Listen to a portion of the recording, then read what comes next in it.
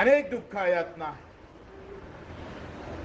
अरे जे चांगले आहे त्यांना रोजगाराची व्यवस्था नसेल तर ते निभावून घेईल, पण जे ज्याला दोन हात नाही, पाय नाही, डोळे नाही, त्याच्यासाठी सरकार मात्र 75व्या वर्षानंतर सुद्धा चांगल्या मनानं धावून येत नाही। तुकारामाचा अभंग म्हणायचा, तुकारामाचं नाव घ्यायचं, छत्रपती शिवरायांचं नाव घ्यायचं आणि पगार मात्र 1500च्या वर वाढत नसल तर ते कोणाचंही सरकार असू दे, तुम्ही प्रभू रामचंद्राच्या नावानं सरकार आणलं असेल तर आदर्शवाद हा आहे का पहिले आम्ही पाहतो बजेटचा पन्ना हा दिव्यांगासाठी उघडला गेला पाहिजे। हा आदर्श प्रभू रामचंद्राचा। दिव्यांग कोणाच्या घरी निर्माणच होऊ नये, जन्मालाच येऊ नये, आलं तर किमान त्याला सांभाळणारं अशा प्रकारचं सरकार असणं गरजेचं आहे। त्याला आपण अपंगत्व याची जाणीव झाली नाही पाहिजे। या पद्धतीनं समोर येणारा कार्यकर्त्याची गरज खऱ्या अर्थानं आम्ही पाहतो कुठं असेल तर ते दिव्यांगांसाठी आहे आणि त्या हेतूनं आपण हे काम सुरू केलं। मुकल साहेब असेल, आमचे जिल्हा प्रमुख असेल सुनीलजी, रवींद्रजी असेल, सर्व तालुका प्रमुख असणार। मित्र, हे मान सन्मानासाठी संघटन नाही आहे, लक्षात घ्या। हे संघटन म्हणजे अतिशय वेदना कसं कमी करता येईल, प्रत्येकाच्या मदतीला कसं धावून जाता येईल, तुमचं आमचं एकमेकाचं दुःख एकत्रित करून कसं लढता येईल, करनी करना पड़ता है, कुछ कर्तव्य करना पड़ता है, फिर जाकर भक्त हो सकता है। आणि मग खरे जर प्रभू रामचंद्राचे तुम्ही भक्त असाल तर तुम्हाला भूमिका बदलावं लागेल, धोरणं बदलावं लागेल, त्या बजेटमधले पानं बदलावं लागेल।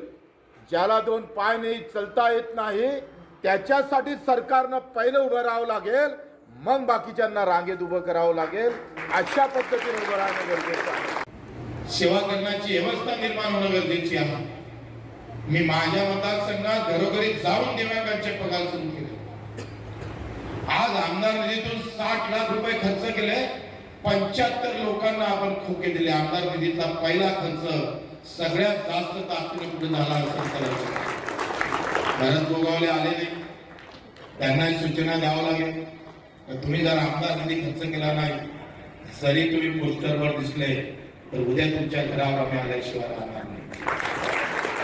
आणि येथून आम्ही त्यांना हलवणार आहोत। आपल्या सर्वांच्या सदिच्छा आम्हाला पाहिजे। आपण उपोषण 5 दिवसाचं करणार आहोत।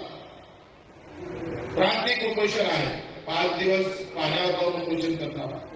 मागण्या पूर्ण होईपर्यंत करणार नाही, फक्त इशारा द्यायसाठी करतोय। पहिला आपण भीक मागा आंदोलन करून असं नाही झालं पाहिजे। एक आंदोलन झालं, सरकारने काही पावलं उचलले नाही, दुसरं आंदोलन करून पावलं उचलणार नाही, तिसरं करून रक्तदान करून, चौथं आंदोलन मात्र हाती काही घेतल्याशिवाय परतणार नाही। त्यासाठी तुमच्या आशीर्वादाची गरज आहे, त्यासाठी आम्ही इथं आलो आहे। तुमच्याकडून आम्हाला अपेक्षा नाहीये, फक्त शुभेच्छाच्याच अपेक्षा आहे। तुम्ही कोणत्या पार्टीच्या आहे, कोणत्या जातीच्या आहे, कोणत्या धर्माच्या आहे, काही संबंध नाही। तुमची आमची जात एकच आहे, ती वेदना आहे। त्या वेदना कमी कशा करता येईल, त्या वेदनेवर कुंकर कसं घालता येईल, निवड मानधन देऊन चालत नाही।